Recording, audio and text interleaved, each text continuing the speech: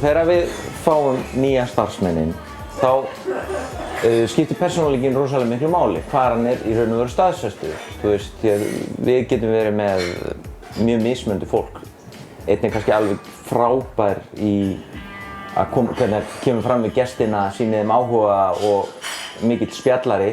En svo getur þessi sami manneskja kannski verið ekkert svo rosalega góður þjónn, klúðrar öllum pöntunum og gerir mistök út í eitt og brýtur glös og allt svoleiðis.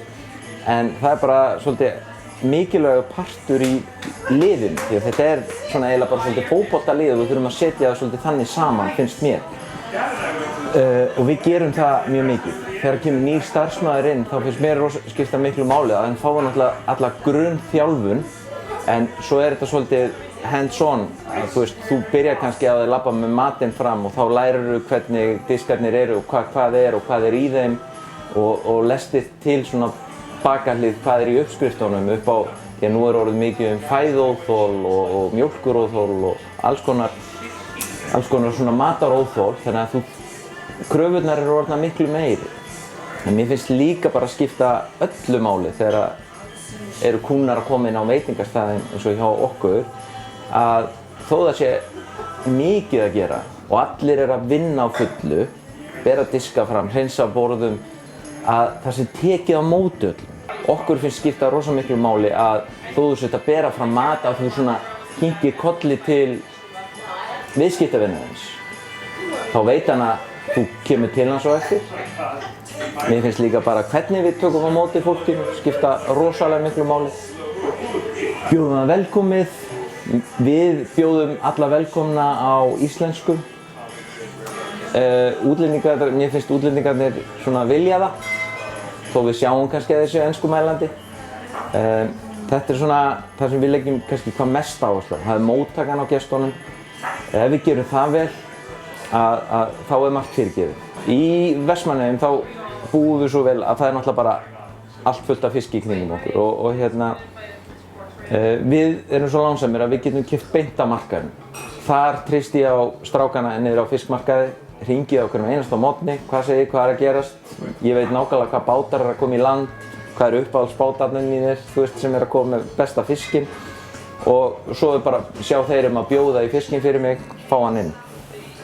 Þetta náttúrulega að vera í Vestmannaeyjum meira challenge svona upp á grænmeti að fá það. Við þurfum að hugsa það, salatið að klárast eftir 1,5–2 daga eða eitthvað svoleiðis. Þannig að við þurfum alltaf að treysta svolítið á innsæið okkar þar. Við erum rosalega heppnir með hráefni og þá kannski svona sérstaklega fiskinn. Og það líka langvinsælast hjá okkur. Við leikum okkur algjörlega með það. Kokkarnir fá frjálsar hendur. Á morgnana